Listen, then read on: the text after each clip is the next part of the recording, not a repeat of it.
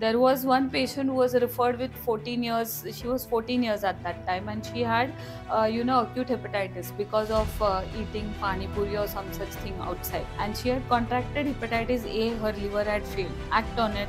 The mother came forward with the idea that she will donate part of the liver to the child. This mother and child duo was transferred in an air ambulance to Chennai. That in a population, general population, also 30 to 40 to 50% of people have fatty liver. Correct. Ask your doctor again, why do I have fatty liver? The SGPT-OT is on a higher side, do not ignore. What's the fastest way to reverse fatty liver? There are only 3 things which are actually important for reversal of fatty liver. We have already talked about it: diet, exercise, and weight control. Do you recommend intermittent fasting? This is my personal favorite. I wanted to ask you. Intermittent fasting definitely is good, but when you have told yourself that 10 hours you are going to eat in a day, those 10 hours are critical. In those 10 hours, you cannot consume 4,000 calories. Whatever daily calories you are going to consume, 50% should come from carbohydrates, 30 from your fats, and 20 from your protein. Time discipline for diet is very important in a day-to-day eating habits. I always say that you fix your eating time frame. So what does intermittent fasting tell you? That you should not eat all the time. It is very critical that you tell your body that you will not eat the whole day. Animals and birds don't eat the whole day. Why humans are eating the whole day, I don't know.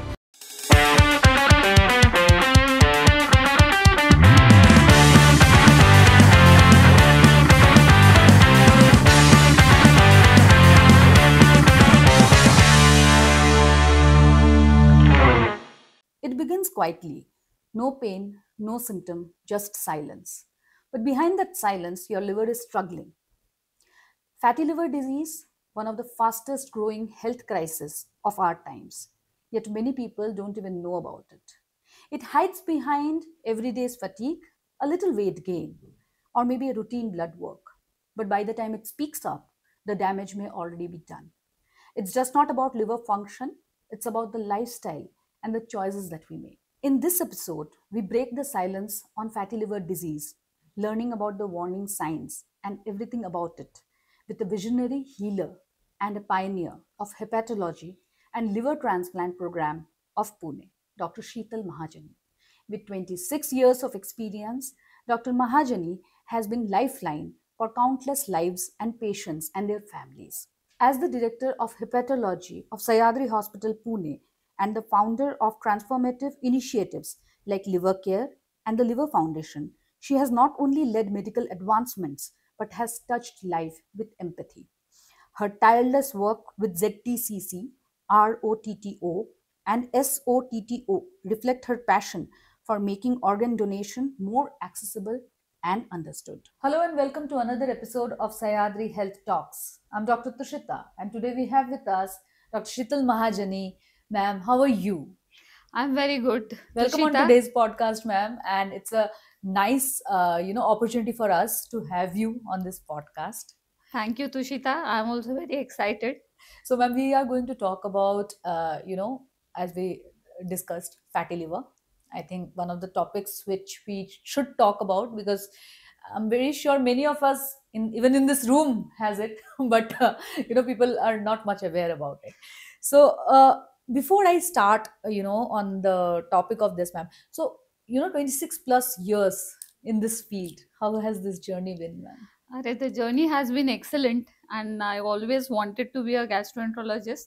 And then the love and affection for liver and liver diseases and treatment for liver diseases came up once I kind of got my gastroenterology degree, and when I was in CMC Vellore, that is when this seed really was sown in, and then it flourished later on, and I'm really now glad. It is into a beautiful tree. Absolutely, so absolutely. Right. So, ma'am, we'll start with a basic discussion about fatty liver. So, to begin with, what are the early symptoms of fatty liver? Like, as we understand that most of the cases are silent; they don't show any symptoms. Correct. But is it true, or does fatty liver also show some symptoms? See, in the first place, I'm really thankful to you that you have taken up this topic of fatty liver for today's podcast. It's a very important public health issue. Yes. As you see these days, people are obese, people have distorted lifestyles, Yes. and you see people around you who are having fat all over them, especially in the mid portion Mm-hmm. of their body and the abdomen. Mm-hmm. It has not spared young children, adolescents, young adults, and True. old people. Old people. So, on more scientific note, if you have done, cross sectional studies of the population, then you will see almost 30 to 40% of people, asymptomatic people, have fatty liver. Oh my God. And gone are those days when people used to say, हाँ it is okay, ऐसे होता है, fatty liver हर एक को होता है, उस पे हाँ. ignore करो. हाँ. No, it's wrong, because fatty liver is a culprit for many liver diseases in times to Correct. come, Yes. and it is completely treatable, completely reversible Acha. if you have inputs, proper inputs into why it has happened, Mm-hmm.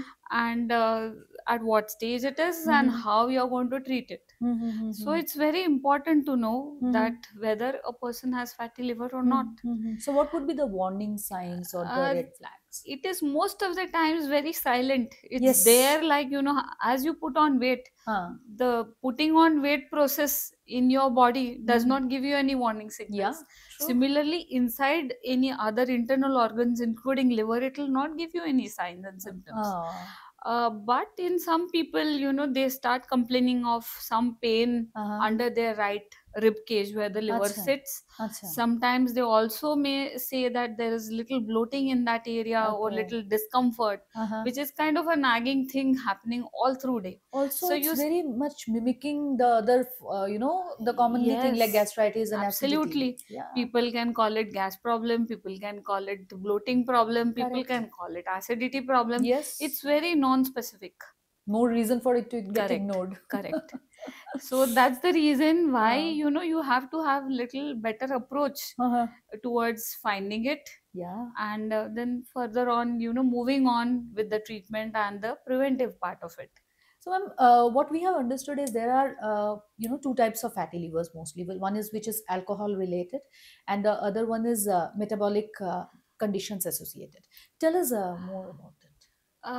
See, everybody knows, general awareness is there that if you drink alcohol, you can have liver disease, whether it is fatty liver disease or full blown cirrhosis. So Correct. many women or many teetotalers, they will say, no, we are teetotalers, we will not have any liver disease. Yeah. But that's a myth. Correct. Alcohol is the major important cause of fatty liver, but then one must understand that whatever is the cause of liver disease, the liver goes through 2 or 3 stages. The Acha. first stage is fatty liver, deposition of fat in the liver. Okay. Then this fat, kind of induces some sort of inflammatory reactions in the liver.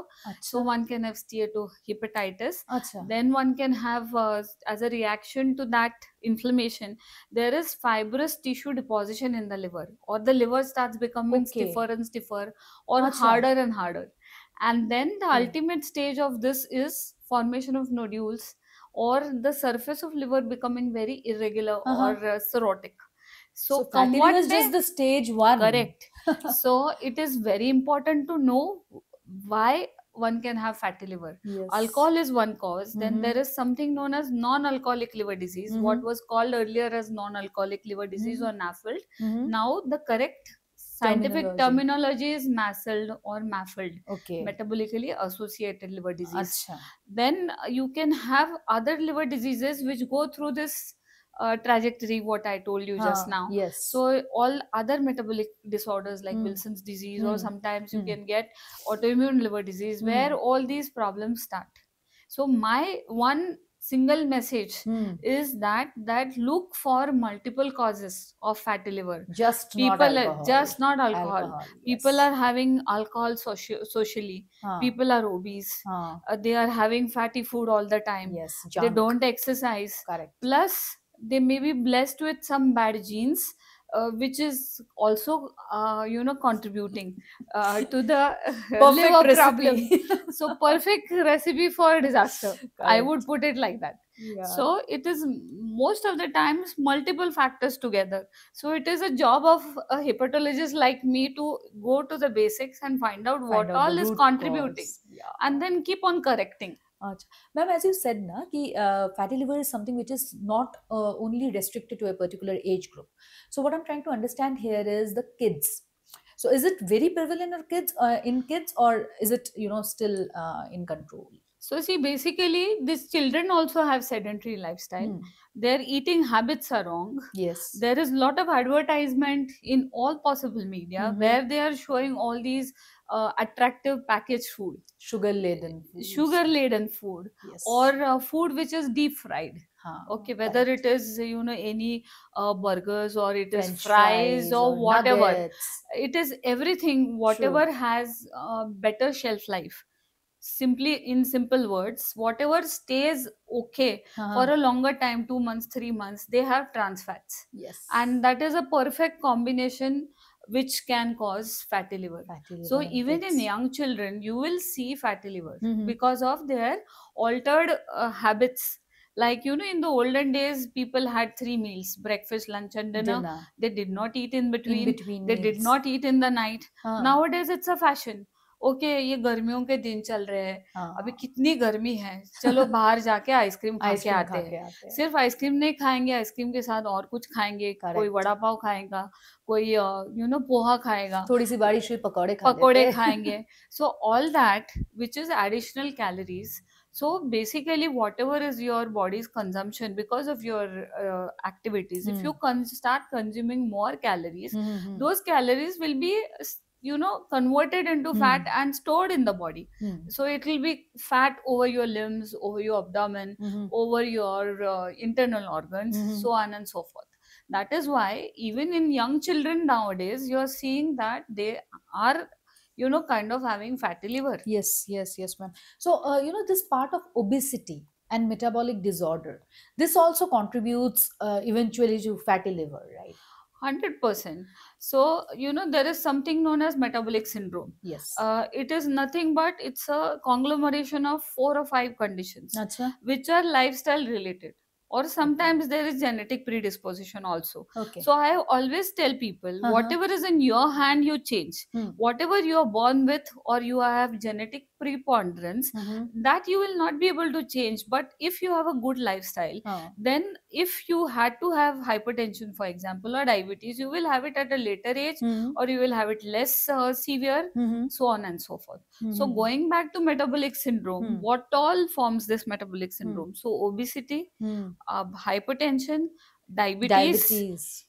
Sometimes in some people hypothyroidism adds to it. In young girls and young ladies, even PCOS is part of metabolic syndrome. Achha. So everything together, and fatty liver, of course. So in all the whatever 4 or 5 things what contribute metabolic syndrome, you may see hypertension presenting first and fatty liver later, or sometimes you may see that fatty liver is the first presentation. Correct. And then there is diabetes, followed by a series of problems. Correct. So message to my patients is always that you correct your lifestyle. When I say correct your lifestyle, you have discipline in your daily routine. So you have discipline in your diet, discipline in exercise, and have some control on your your weight. So this is what is the weight correct management. Yes. Correct lifestyle, what approach. I mean, yes, lifestyle approach. Correct. And wherever it is possible, walk, climb stairs up and down. So this is called as these are simple activities which are useful for burning your calories. Good olden days, you remember, like everywhere we used to walk. We used to rarely use vehicles, but now smallest of us, a small child will want to sit in a car or on a two-wheeler and move from A place to B place. So how much ever little jobs you can do in the house, little gardening, basically, or little cleaning the house, all the time. Mobile all the time. That is important. Yes, ma'am. So now when we are talking about the lifestyle modifications and all that stuff, so once the fatty liver disease is diagnosed, what are the chances of it progressing and converting into a liver cirrhosis?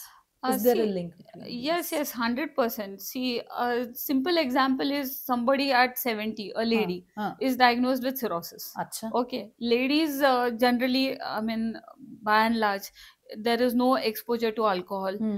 there is no diabetes, and yet there is this cirrhosis. And then you start questioning, and there are other investigations also a doctor has done, and everything is negative. So it boils down to obesity and fatty liver, and presenting as cirrhosis at that age. So here what we can change this, there is definite progression from fatty liver to steatosis, fibrosis, and cirrhosis. Acha. And then complications of cirrhosis, as we Acha. discussed in the beginning Beginning itself. itself. So there is progression, but it will not happen overnight. It will give you a lot of time to correct it. So body gives you time. Absolutely. Sudhar lo. Sudhar lo. So lifestyle badlo. Yes. And then this fatty liver can be reversed. Achha. See, advanced fibrosis is not reversible, cirrhosis is not reversible, but fatty liver is reversible. Definitely Early reversible. fibrosis is reversible. Is reversible. And there are only 3 things what are important in changing lifestyle.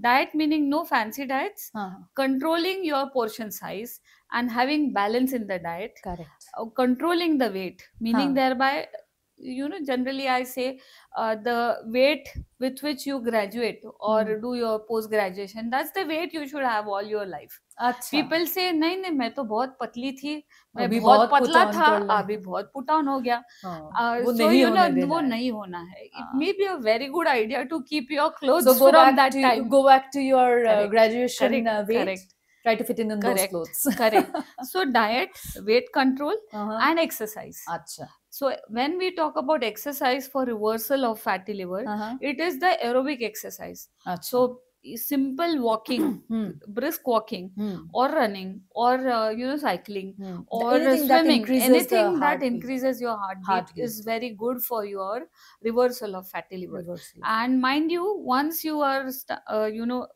very disciplined towards your lifestyle, it will also give you benefit in your diabetes, if at all you have hypertension, other problems as well.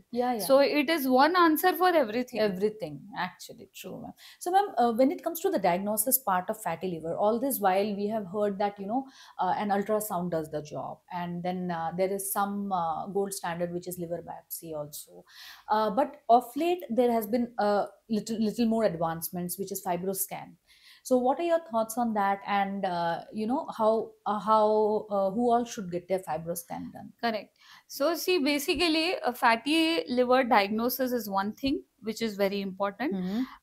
Finding out causes of fatty liver, so that is the second part of your investigations. And the third part is, if at all you have fatty liver and a liver disease related to fatty liver, how will you modify? So the test for that, so I will classify it into 3. Many a times people do their routine blood work, and it shows that SGPT-OT, which are the actual liver enzymes, which are little bit on a higher side, which are often ignored. So let me tell you that first and foremost thing is, if the SGPT-OT is on a higher side, do not ignore. Ask your doctor, why is it so? So what else can we do? That is first step. Second step is sonography. Of course, as I said, that in a population, general population also, 30 to 40 to 50% of people have fatty liver. Correct. Ask your doctor again, why do I have fatty liver? What can we do? The third part is to diagnose the other contributing conditions, like whether one has diabetes, whether one has hypothyroidism. Correct. Look at the lipids. So these are the correctable factors which one should look at, or hepatitis B and C. It may be a right time to diagnose even these two. And then coming to actual quantification of fat in the liver, do we really require that quantification? Yes, you do require, because if you're going to do correctable measures in your lifestyle, or there are certain advanced cases where the doctors may also use some medicines, or the diabetologist will want to correct diabetes and see how much benefit it is also giving on the fatty liver. So for all these things, there is nowadays something known as FibroScan, which is done very easily. It's non-invasive, and it gives you a rough estimate of how much fat is there in the liver and whether there is fibrosis. So you could do it serially also. So like for example, if somebody is diagnosed with fatty liver today and there is some correctable measures advised to that person, then 6 months later that person will want to know, I have lost 10 kilos, what has happened to fat in my liver? So you could repeat it. Okay, So so it can also FibroScan, track the progression or correct, the, how effective is the treatment. correct, most definitely. So when it is coming to public health, or Acha. reversal of fatty liver or reversal of liver disease, Hmm. FibroScan, in my opinion, has lot of importance, Okay. because it's a tool which will easily give you amount of fat and fibrosis in the liver, Correct, without correct. sticking needles into the liver, So which is the traditional approach? traditionally, gold standard is still Liver liver biopsy. biopsy, but it is not possible to do it at Hmm. such a big Yeah, numbers yeah. when they are involved. Secondly, it is invasive, it has some complications of its own, and for such a small problem, such a big investigation is also not, it doesn't make sense. So maybe screening, sonography, ultrasound, and a fibroscan, to begin with, are very good tests to figure out whether there is fat and fibrosis in the liver. Ma'am, do you recommend this fibroscan to be a part of routine investigation in people specifically with diabetes and obesity? Yes, of course, it should be part and parcel of their routine investigations. Diabetic patients, they are used to doing multiple other tests to, Correct. to rule out end organ damage. Acha. Liver is also one of the important end organs, Acha. wherein the diabetes can have effects Hmm. on. So obese people, diabetic people, people Hmm. who have hyperlipidemia, Hmm. people who have hypothyroidism, Mhm. people who have other hormonal problems, people who have PCOS, definitely should undergo at least one fibroscan to figure out what is the condition of their liver And to how begin with. frequently do you suggest So this? if they have fatty liver, then they should do it once in 6 months or a year Acha, to see acha. for the progression Acha. of the problem of deposition of fat or fibrosis in the liver.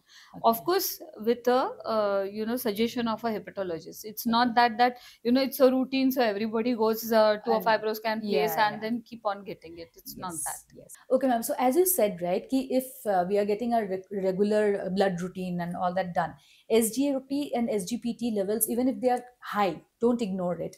And of course, the ultrasound also reveals that there is fatty liver. So, do you recommend that the person should directly go for a fibroscan, or how should that person proceed? See, as we've been talking, that multiple factors work towards, presence of fat in the liver. So it is important that you ask your clinician Acha. or a diabetologist or a Acha. hepatologist that what else can I do. Hmm. So it is important to check there and there itself what all is contributing towards your fatty liver. Correct. Suppose somebody is habituated to social consumption of alcohol, somebody is obese, somebody also has diabetes. So all three factors require correction. Correct. Just correcting diabetes is not enough. So it is important to ask your clinician what all tests we can do, and then plan a corrective plan. In that, there will be, of course, a fibroscan or other tests which will be advised. So it is good to ask the doctor go to before your directly. physician Yes, or I a would hepatologist? absolutely recommend that, rather than directly going to the test. But it is important to get your test done, because it is kind of an eye opener, and that will stimulate you to have a good lifestyle. Sure, ma'am. So, ma'am, moving on to the next section, which is myth busters, and I'm going to read out a few myths, and you'll have to tell me if they are myths and facts. Sure. Let's begin. Yes. First one: if you are thin, your liver must be healthy. No, that's not true. Many thin people also have fatty liver if they are metabolically challenged and if their diets are wrong. So it's not true. Okay. If my liver enzymes are normal, my liver is fine. That's also not true. Sometimes in a burnt out liver disease, you will get normal liver enzymes. So it is always important to have the complete basket of investigations. Sure. One drink a day is fine, even if I have fatty liver. No, I don't agree to that. Okay. Drinking lots of water can flush fat out of the liver. Drinking lots of water is very good for your health, overall health, but drinking a lot of water will not wash away all the sins. So no, it's not good. No. Okay. If I eat only home cooked food, I won't get fatty liver. See, home cooked food is absolutely welcome, because these days we see that people are eating only outside. But home cooked balanced food, which has adequate amount of carbohydrates, fats, and proteins, is something which is the answer. Just eating home cooked, oily, fatty, fried food is not enough. It's not going to help you. Only fatty foods cause fatty liver. No, there are a lot of things which can cause fatty liver, but fatty foods also cause Is fatty one of the liver. contributing factors. You can't have fatty liver if your cholesterol is normal. No, that's not true. Uh, Diet soft drinks are safe if you have fatty liver. Not at all. Liver problems always cause yellow skin and eyes. In the beginning, it's not true. So Okay. overall, liver problems can be there without giving, Any without symptoms? presenting with jaundice. Acha, okay. People with fatty liver are more likely to develop diabetes. As I said, it's part of the metabolic syndrome. So Correct. yes, they can. Okay, ma'am, moving on to the next segment. Quickly, can fatty liver happen without alcohol? I think we already Yes, got the answer for yes, that. Yeah. Can skinny people have fatty liver? yes. Is alcohol more hazardous to liver for females than males? Please say no. No, it is of course true. Oh my god. Okay, true or false? Fatty liver is reversible. Yes, it is. Okay. Most common myth about fatty liver that you've heard so far. Yes, that's a very interesting thing that having fatty liver is okay. अच्छा, Many people have fatty liver, and सबको fatty होता liver है, सबको होता है. कुछ नहीं उसमें है क्या प्रॉब्लम है? उसमें. This is the biggest myth. Biggest myth. Most underrated sign of liver trouble. It is fatty liver, if you ask me. Sign you said so, it is like many a times it is ignored. Ignored. Okay. One food that's worst for the liver. Fried food with a longer shelf life, which has trans fats. It's really bad. Okay. One food that helps reverse fatty liver. Any specific one? There is, you can't have one One answer answer to for fix it. that. Good balanced food is the answer. So balanced diet is the Balanced answer to diet is it. the Yeah. answer. What's the fastest way to reverse fatty liver? There are only three things which are actually important for Okay. reversal of fatty liver. We have already talked about it: diet, exercise, and weight control. Done. One thing you would tell every patient with fatty liver. These three things that invest into diet, exercise, and weight control. So, ma'am, as a leading hepatologist, do you recommend intermittent fasting? This is my personal favorite. I wanted to ask you, so I'm just using this panel for that. So see, diet is very important ठीक for है. everybody. Hmm. Okay, to have a good health overall, Mhm. whether it is cardiac health, whether it is metabolic health, whether it is liver health. Hmm. So it is important to concentrate on this, on Hmm. the diet. Hmm. When I say have a good diet, Hmm. the first thing is there has to be balance in the diet. Hmm. So good combination of carbohydrate, fat, and protein. Hmm. To elaborate on that, whatever daily calories you are going to consume, 50% should come from carbohydrate, Acha. 30 from your fats, and 20 from your proteins. Proteins. And you should not be eating all the day. Like, Acha. as I said, people are eating in the midnight snacking is there. Yes. In between the three meals also people are eating. People are eating. So, that time discipline for diet is very important in a day-to-day eating habits. So I always say that you fix your eating time frame. So Acha. what does intermittent fasting tell you? That you should not eat all the time. Yeah. So you fix your eating window as 8 hours. Acha. When you're doing 8-16 intermittent. Huh. When you're doing 12-12, you will eat for 12 hours, you will not eat for 12 hours. Yeah. So it is very critical that you tell your body that you will not eat the whole day. Animals and birds don't eat the whole day. Why humans are eating the whole day, I don't know. So intermittent fasting definitely is good. But when you have told yourself that 10 hours you're going to eat in a day, those 10 hours are critical. In those 10 hours, you cannot consume 4,000 calories, for example. You cannot eat double. Okay. You So cannot the eat daily, whatever you want. correct. So your balance of diet you will maintain, and also the daily caloric requirement as per your activities you will maintain. If you have gone on a trek, you are going to consume 2,000 calories, then you eat little extra because your body is requiring that. Yes. But if you're going to be sitting in your office seeing patients, then you don't require food to that you extent. don't need that level of Correct. energy. So you have to be conscious about your diet rather than going by I will do intermittent fasting, or I will do a diet wherein it allows me to eat every 2 hours. It is all a myth. You Achha. fix some regular routine for yourself as per your activities and have discipline. That's most important. eating whole day is most, The most bad thing you most can do. bad thing, and it's not acceptable. Acceptable, correct. So ma'am, you have been in this field for so long, and you have interacted with so many patients. Share some heartwarming stories about some patient which is very close to your heart, or memorable story. So, Tushita, there are multiple such stories. Hmm. But sometimes when you have helped somebody, a young child with liver disease, and you have really helped the child to change the complete, future for the child, is something which stays in your mind forever. True. So, I remember in the beginning of my liver transplant, medicine Journey. career, Hmm. there was one patient who was referred with 14 years. She was 14 years at that time, and she had acute hepatitis because of eating pani puri or some such thing outside. And she had contracted hepatitis A, her liver had failed. And Oh that my was the God. time when transplant was not available. Achha. But then I was called on one of the Sundays, and one of her maternal uncle was very perceptive about the whole thing. Hmm. In the same breath, I told them that she's not doing well, she's not going to survive if we don't take quick actions, and she will require liver transplant. Hmm. As I said, that time there was no transplant available. Hmm. But then somehow the maternal uncle was smart enough, and he took up that idea, and then told everybody in the family that, "Yeah, this doctor is saying something, we should act on it." The mother came forward with the idea that she will donate part of the liver to the child. And then this mother and child duo was transferred in an air ambulance to Chennai, Wow. where another colleague of mine was there, who would look after, and that child made it.